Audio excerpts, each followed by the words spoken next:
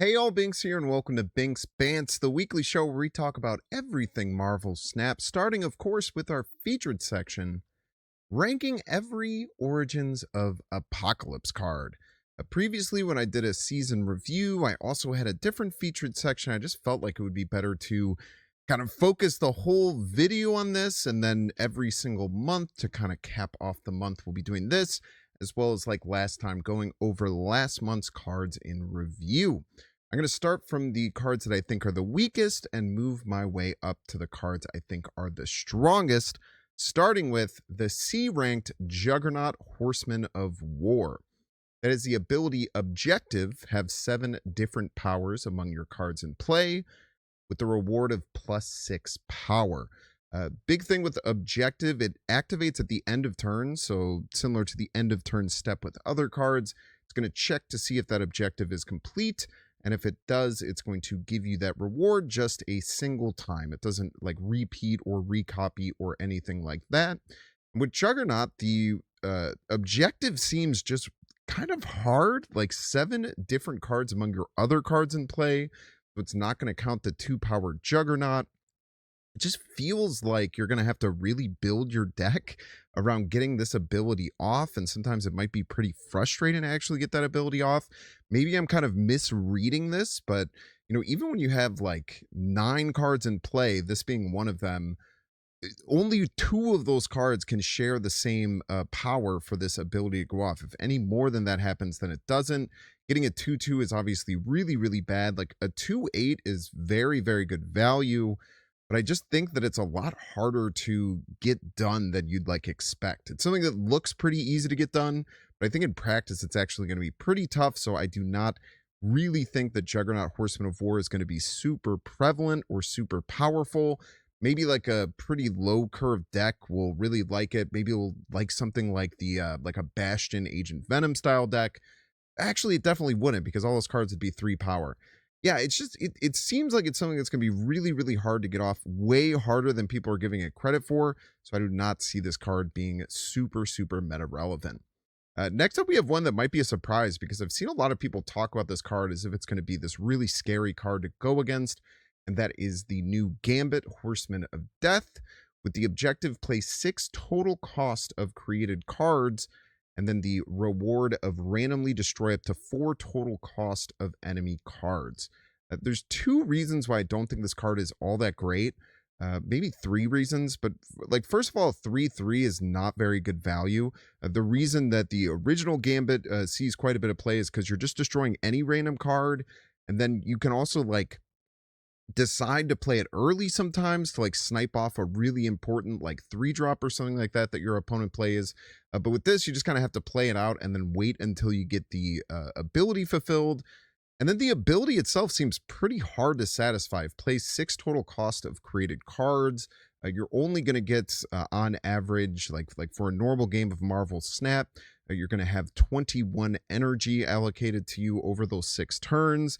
You're spending 3 of that energy playing Gambit, and then you have to spend 6 on created cards. Like most good created cards are very cheap that you add to your hand. Think like Hood adding a demon, or like Kate Bishop adding arrows.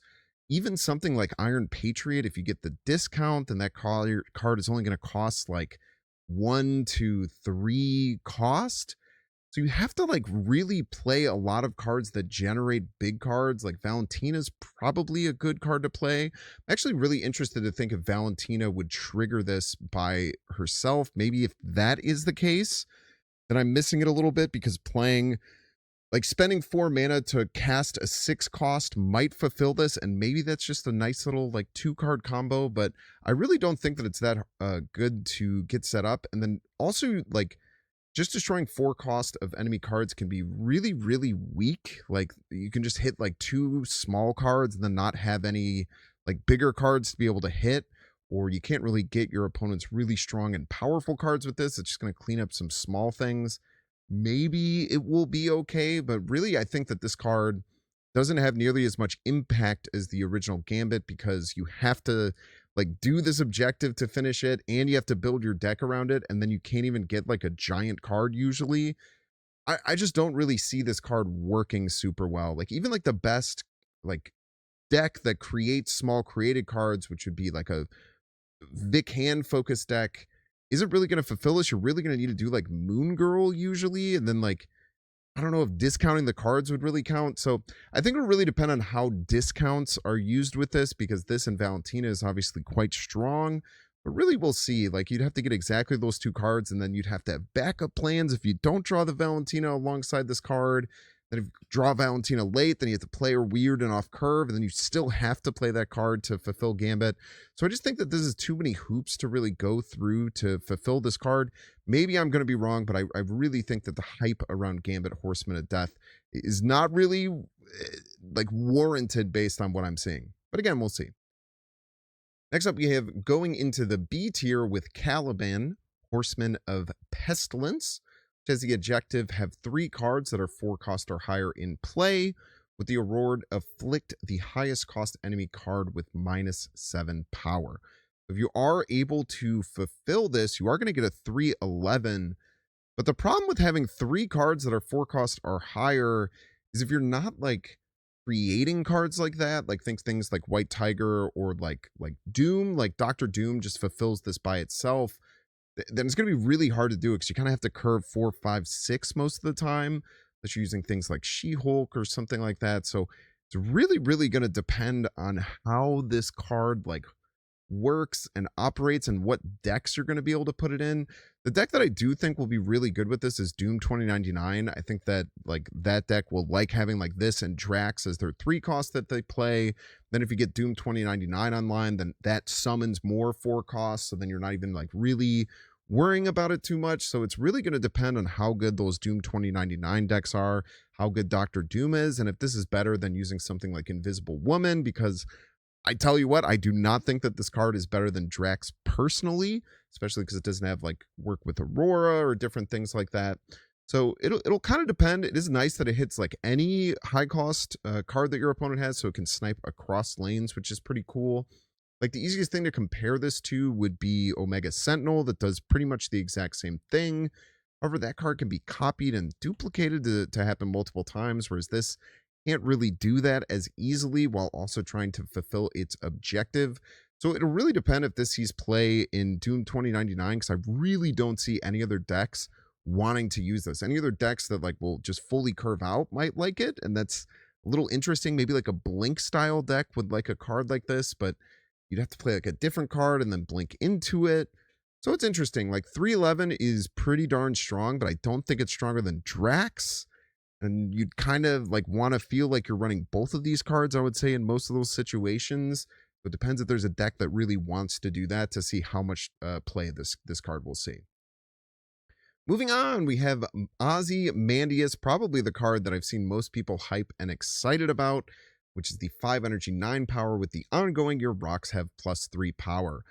There's tons of cards that add rocks onto your side. There's Rhino, there's Debris, there's Moleman that creates rocks, there's Sandstorm that we'll talk about. So all these ways to create rocks, the only real payoff we've ever had for that is Patriot, but now we have Ozymandias, the 5/9, to be able to help out with that. Why I'm not super hype on this card is like, if this card ever becomes popular, like so many decks are just going to run Killmonger to beat it, right? And then if you're like if people are running Killmonger to beat this and you're just throwing out rocks for them to all get killed at the very end, then you maybe have to start running Kyera to counter that, and then you're adding another 3/4 that's just like a defensive 3/4 into your deck. It just seems like way too expensive. Like I think if this was like even like a 4/6 or something like that, this would be much more interesting, and I would think that like the rock style deck would see some play, but it's such a huge investment to get this card down to buff up all your rocks. You kind of like want to play it on turn 5, but then a lot of the ways that you add rocks into your hand, like you kind of want to like burst them all out, so you have to like play this out, and then you'd have to play the cards that generate the rocks earlier, and then you burst the rocks out later.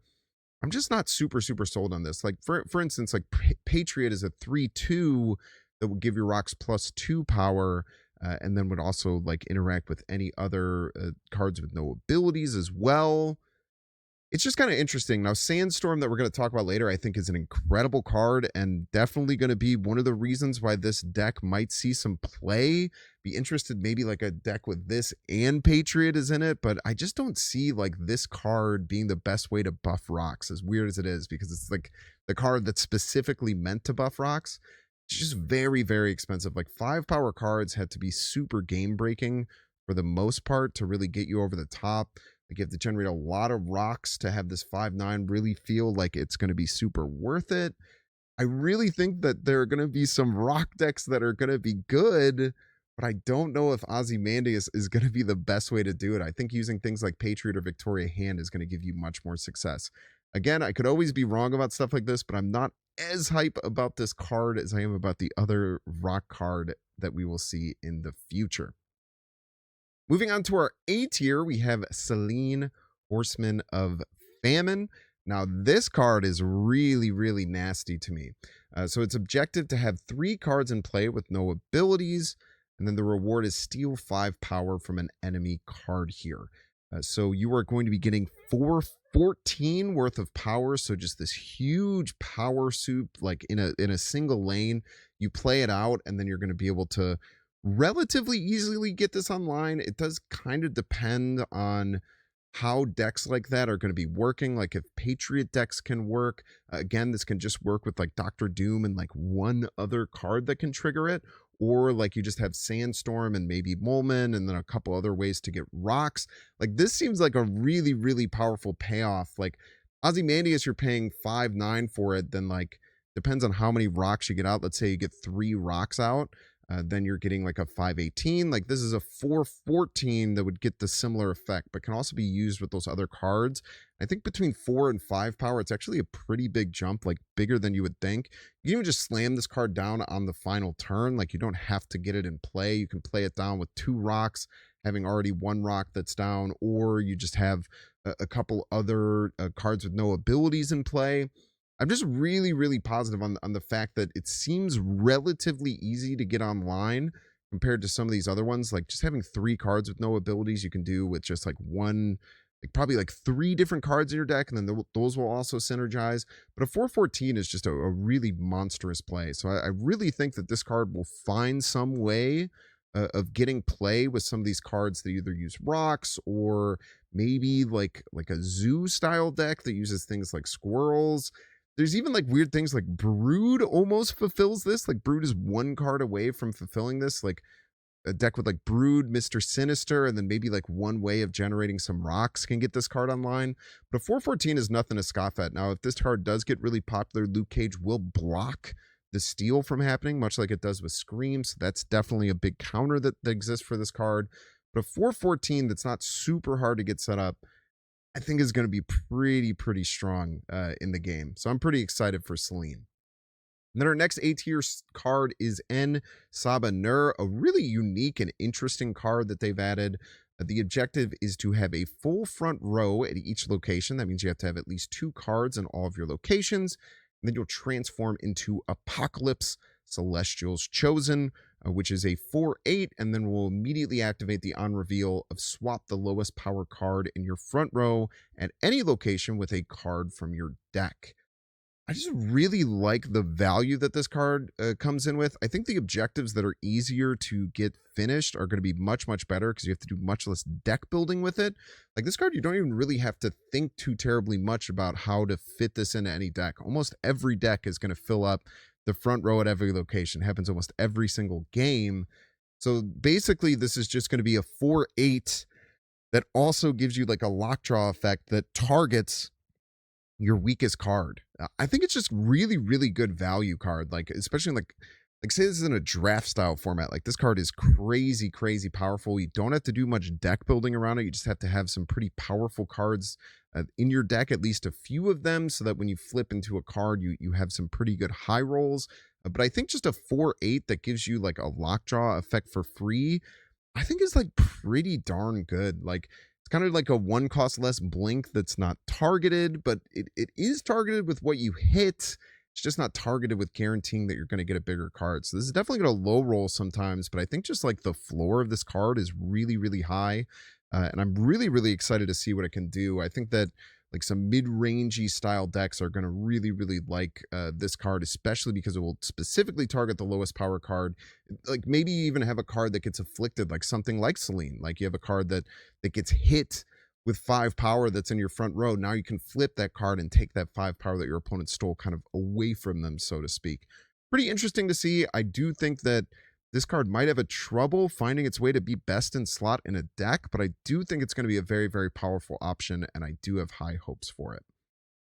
Moving on to our last A tier card, and I almost put this in S tier because I think this card is really, really nasty. It is Sandstorm. The 2-cost skill with the on reveal, add 2 rocks to your hand, give them +1 power for each of your front row characters.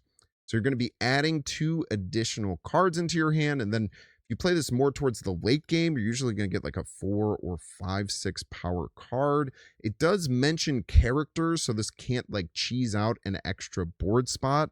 You can't like play it into one of those board spots and then have it count as the additional power that you're going to get. But like if you can play this, like let's say on turn 5 with a full front row, you're getting 2 demons into your hand, and that is just like really, really nasty value. And the cards that you add into your hand, rocks, like generating rocks into your hand, are unique because they're cards that can get buffed either by Patriot or by Victoria Hand, and now or by Ozymandias, even though I'm not super, super hype on that card. I think that this card is just like going to be a shoo-in to get played in Victoria Hand decks. Like maybe you kind of switch those up to be a little bit more focused on like cards that have no abilities, and you run like this and Molman in those decks. Be really, really interested to see what that would look like, because like being able to set up your Victoria Hand stuff and then just like you have like 2 arrows from earlier, you have 2 rocks from this, you have like a demon, and you could just burst out all these giant cards on the final turn. Seems really, really devastating. And especially if you can add these in a hand, you're behind, then you can even get like eke away from Killmonger, which is usually pretty hard with these decks that have so many powerful 1-cost cards. So I'm really, really hype on this card. It's either just going to be in a like pure Victoria Hand deck, or I think that it could see play in some kind of like hybrid Patriot Victoria Hand deck. I did a lot of that with Molman because Moonstone also works with both of those. But I really think that this card is going to be a super powerful Victoria Hand deck and might spread and expand that archetype into different things. Very close to giving this an S tier ranking, but we're going to stick it at A because I'm not exactly sure, because we've never had this condition of filling up your front row, like on what turn you can pretty reasonably make this powerful. If you have to play it on turn 5, feels a little bit worse in that regard. But we'll really see. I think it's a really, really interesting card to get added to the game, and Victoria Hand has been looking for something to kind of push its power curve up a little bit more, and I think Sandstorm is going to fit the bill there. Next up, we have Iska the Unbeaten, the first card in our S tier. And let me tell you what, this card is going to be a problem. Iska is a 4 energy 3 power with the ability end of turn. If you're losing this location, double this card's power. And this card is going to be able to very easily threaten being a 4/24. So essentially what you want to do with Iska is play this on a location that you're losing the most. So if you are losing a location by 7 or more power in the lane that you play Iska, she's pretty much guaranteed, as long as you don't continue playing there and your opponent doesn't take power away from there, to double up to 6 on the turn that you play it, and then double up to 12 going into the final turn. And if it does get up to 12 on the final turn, essentially your opponent doesn't have to win that lane. Your opponent has to win that lane by like 12 plus power. Otherwise, Iska's just going to double again and get over the top. Really, really strong, really suffocating card. I really think that this card is going to be a massive, massive issue to deal with. I think it's going to be a pretty good skill check card. I think that it's going to be important to really think about like where you're at numbers wise and where your opponent is likely to play on that turn 4, so you can try and play it into a location that you're losing by 7 or more power, because that is just such a crazy break point to pretty much guarantee you're getting up to a 4/12, which is already great, but it's a 4/12 where you just can't beat it because it's going to double again. Like even if your opponent ends up using Shadow King on this, then it just goes back up to a 4/6 at the end of the turn to try and win that lane, and they're playing a 3/4 against your 4/6, and you're just kind of winning that battle most of the time. I expect this card to be Very, very tough to deal with. I expect this card to be a problem card, and I think you can definitely argue this is going to be the strongest card coming out of the set.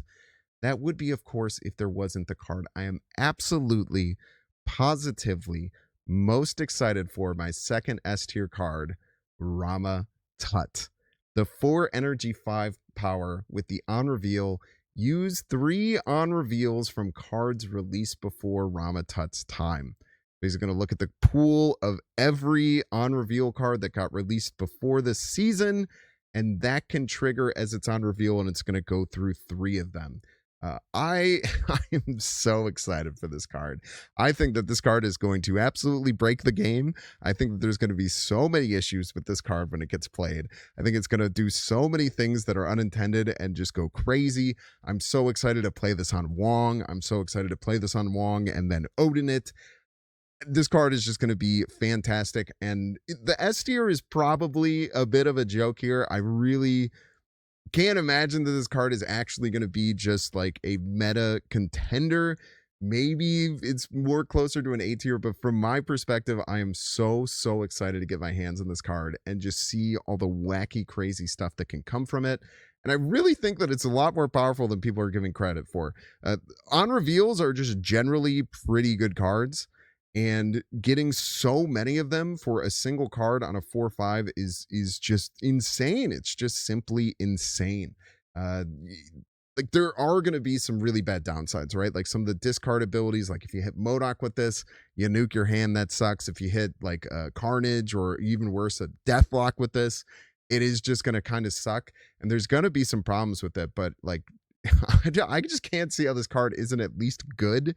And I think that there is a chance that, like, over enough games, this card is just kind of like your broken, get out of jail free, just YOLO style of card to be able to play on like turn 5 and just see if you can get like a huge high roll and flip the game. And I think that cards like that are actually pretty darn valuable, especially if you can play them into a turn and not like risk the whole game on it, playing it on 6, but just play it out a little bit early, play it on turn 5, maybe get some really crazy on reveals to give you some extra energy for the next turn. Maybe you get some crazy on reveals that just like make this card crazy powerful or buff up your cards to a crazy extent.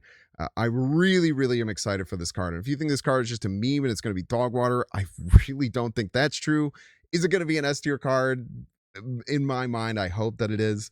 I do think that it's probably going to cause some problems and it's going to need to get adjusted in some way because there are cards that are way less wacky and crazy than this card that end up getting like causing all these problems for Marvel Snap. So really interested to see where this card ends up. But boy, oh boy, I have not been excited for a card like this in some time. Man, like Cersei enjoyers are just gonna love this card. When this card comes up randomly, it's gonna be awesome. What a beautiful card to get added into Marvel Snap. Well, that does it for my rankings. Make sure to let me know down in the comments what you think of my rankings, where you think I'm completely wrong, where you think I'm right.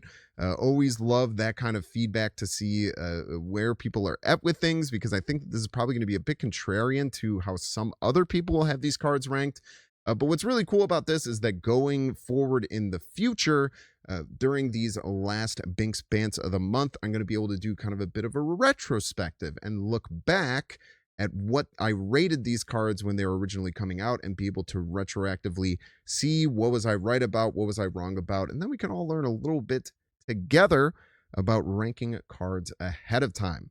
But that being said, let's jump into Guardians Greatest Hits Volume 2, talk about the just kind of overall reception of these cards, how they kind of affected the metagame, and what they have done. We'll start, of course, with the big bad card of last month. Star-Lord, Master of the Sun was originally a 4 energy 5 power, is now a 4 energy 3 power. With the on reveal, next turn you get +1 energy for each turn you've ended with unspent energy. This gains that much power. What's really interesting is when I first rated this card and was talking about it, I didn't really think about how crazy it is to replay it with things like Absman, Grandmaster, and Odin, and Arnim Zola, and all these crazy things that this card can do. And sure enough, it ended up being a massive problem for Marvel Snap. I still think the 4/3 version is like pretty darn strong and still pretty problematic, but Kind of surprised at how much it kind of pulled it out of the metagame. I was actually seeing it quite a bit less by the end of the month, even before the nerf. So it's kind of interesting. It is quite funny that the most played deck on Untapped in the week going into the OTA was actually a Mr. Negative version of this card, and this card is actually maybe slightly better in that deck now that it's a 4/3, because now if you hit it with negative, it's actually like a buff on it as opposed to a nerf. Kind of interesting to see that and how people have been using Star-Lord. And the other thing about Star-Lord is that I really, really like what this card can bring to different archetypes. Like I played a Dracula dump deck with this card that felt really, really strong. And just like the Hella deck I thought was pretty interesting. I know it's like a very frail, just kind of combo deck, but I always used to love being able to play Modok and Hella on the same turn, and this just made you be able to do it with just a single card. And it kind of had some like toxic elements to it in that regard, but I still think it's like pretty neat that this opened up a lot of other archetypes. Now, obviously, it's just generally pretty bad for the game, especially when you copy it multiple times. My suggestion for a nerf would, like for this, would just be for it to have like a little addendum at the end that they could use for future cards if this ever became an issue, where it's like you can only use this on reveal once per game, so you can't copy it, you can't do anything more. Other people had suggested like you silence the card after you play it. I think that's kind of whatever. Like I don't it kind of does the same thing, but I think like having like a once per game effect on certain effects, like there's other card games that do this, could be good and could be like a good way to have a lever to adjust these cards that are pretty cool and impactful when you just play them once, but when you play them multiple times, it just causes a lot of problems and a lot of headache for people. Because I think that most of the decks that would just like play Star-Lord just once were fine and cool, and there was a lot of interesting things going on there. The decks that would just play him multiple times, you just had no idea what your opponent could possibly play afterwards because they'd have like 13 energy. I don't know. This card obviously really, really broken on release. Like adjusting some of the other cards that were played with it, especially Foom, has brought it down quite a bit. I don't know if it's going to be quite enough. I think this card might haunt us for a bit longer, but it's really going to depend. It's kind of one of those weird things. I always try and look at the positives of things like that, and I do think there's some cool positives that came from Star Wars Master of the Sun, but I definitely think that the negatives outweigh them. And hopefully, if this card still sees a lot of play, they'll continue to go back and adjust it and try and lower the power level even further. Next up, we have Magus, or Magnus as I always call him, which was originally a 3/5, but is now down to a 2/3, with the ability activate, copy the text of a character in your deck with cost equal to your unspent energy without using its on reveals. So this basically can't fetch either on reveals or activates. Super effectively, it can copy their ability of the activate or the on reveal, but it doesn't trigger them immediately. You can end up triggering them with things like Absorbing Man or Odin, or like Jocasta with the activate side of things, but really you're going to be trying to target either ongoing effects or just like any kind of effect that doesn't have things like end of turn, things like that. And the 2/3 version I actually quite like. When I originally looked at the 3/5 version, I was just like, yeah, this just seems like way too big of an investment. And it also seemed like, the best way to play the card would be to like float fully on 5, use other things like Warlock and She-Hulk, and then just have powerful 5-cost cards to grab with that. Maybe that's still good with the 2/3 version, but it just ended up being that like using Star-Lord was just a much better way to do any kind of like float strategies. So this card never really saw any play with that because it's just not nearly as good. But at 2/3, there's a lot of cool things that you can do with it. A member of my community made a really cool deck that's like has Deadpool in it, and then a bunch of ways to fetch Deadpool with like Wade Wilson, or this card where if you float 1 mana, this can turn in Deadpool, and then you could start using that. So I think that there are some really interesting and unique things that's going to be used with Magnus. I played it in a C3 deck where you can use it, and you kind of like cut as many of the 3 costs as you possibly can. I went kind of crazy with it. I just had Cerebro Mystique, but sometimes you still want things like Luke Cage or Cosmo in there. But you can kind of just use this as a last ditch resort to try and fetch your Cerebro from the deck, spending that 3 energy after you already spent the 2. And because it's already a 2/3, it like Cerebro buffs itself as well. Lots of cool things to come with this card. I think it'll be a card to keep your eye on as more cards come out that maybe have better synergy with it. But overall, just a pretty fun addition to the game. Next up, we have Moondragon, the 2 energy, 2 power. End of turn +2 power if you played 1 card this turn and you spent all of your energy. This card alongside Drax really made Doom 2099 a real deck. That deck didn't really have super valuable or powerful cards to play on turn 2 and 3 previously, but this card just completely flipped that on its head, because now if you play this card out, you followed up with a 3-drop, you followed up with a 4-drop, you followed up with a 5-drop, all of a sudden you have a 2/10 that you only paid 2 for early on. Because if you do play this on turn 2, it does buff itself at the end of the initial turn. And then you can even get it bigger if you play a 6-drop, or it leaves you a little bit more flexibility because you actually have some power on the board without having to continue to hit its requirement of playing only one card and spending all of your energy. But a really, really fun card. I think that even in ramp decks, this might continue to see some more play on top of Doom 2099. But I was really, really positive on this card. I think that it offers a style of play in Marvel Snap that isn't played nearly as much, especially like after the Shu Lao season, where it's always you're trying to play multiple cards per turn. Slowing the game down, just playing one card per turn really brought me back to like my Sandman ramp style days, where you'd force your opponent to also play one card per turn. But having this really big payoff for only playing one card per turn is really, really awesome, and I'm super happy it's in the game. Next up, we have my favorite card of last season, Drax, Avatar of Life. The 3 energy, 4 power with the ability, end of turn, plus 3 power if your opponent played a card with greater power this turn.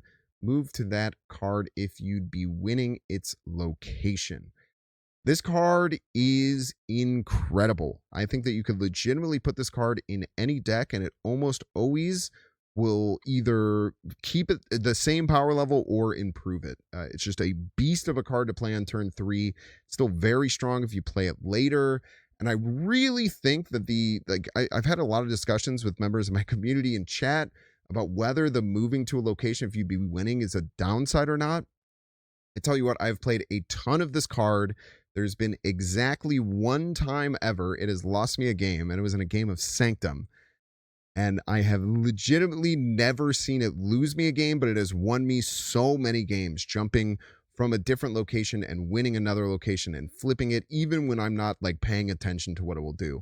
This card is an absolute superstar, the clearest S tier card I've ever seen. I really think that this card will continue to be an absolute menace, and I do think that this card will get nerfed at some point. I think the card is just too strong.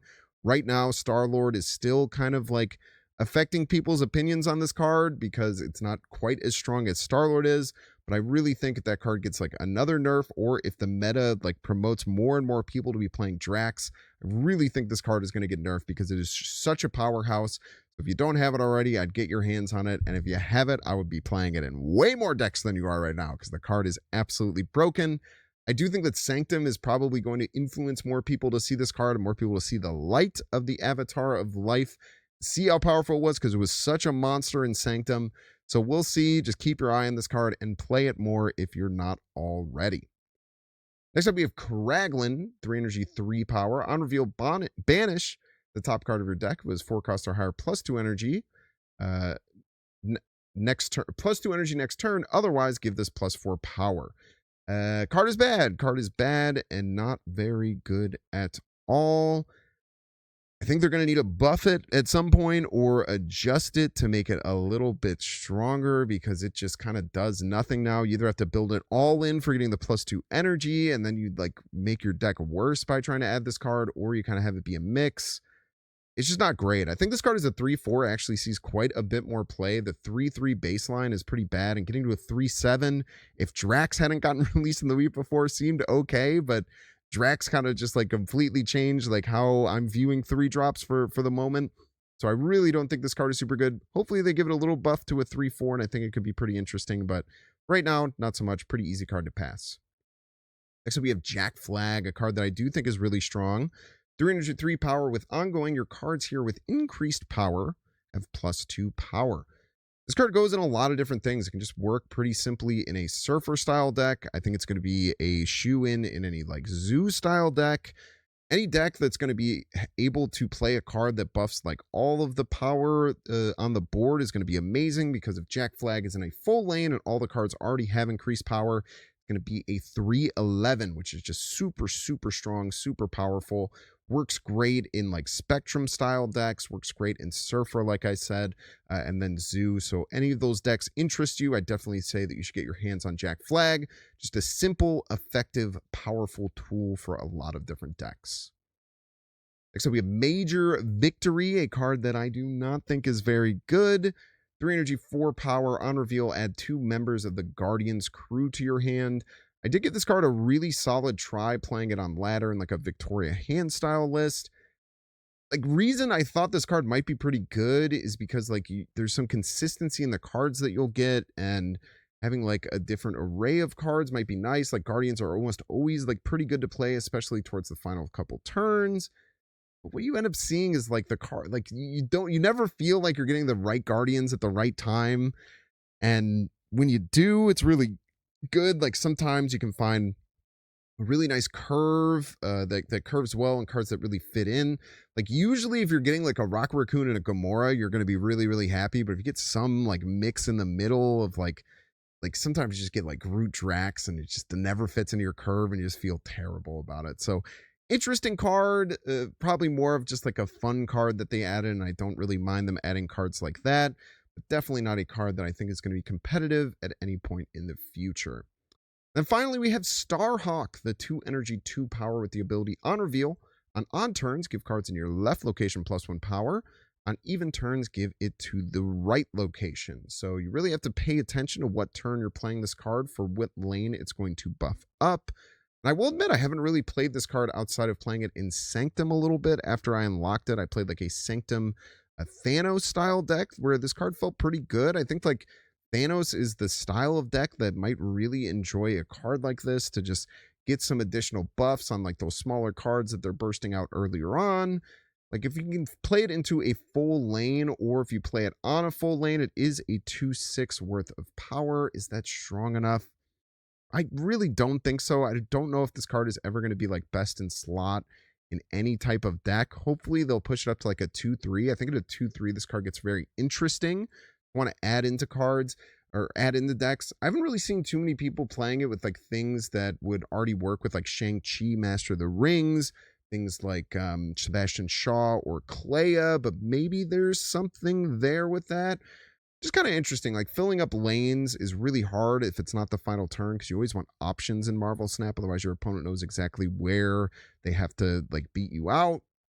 So like to do this, you kind of have to either hold this card until turn 6 or play it for much less total power. So not really sure. I would love to see this card go up to 2/3. I think it's a really interesting card there. At 2/2, it's probably just never going to get over the hump and be a card that's going to be your first choice to put into a deck.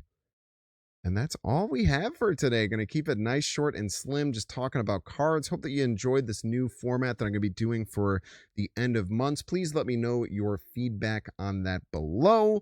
Would love to hear it, but thank you so much for watching. I always appreciate it. Make sure to like and subscribe.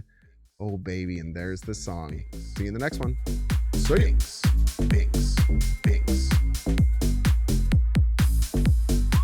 I hope you like the vibe. Bynx, Bynx. Like and subscribe. Bynx, Bynx. I hope you like the vibe. Bynx, Bynx. Like and subscribe.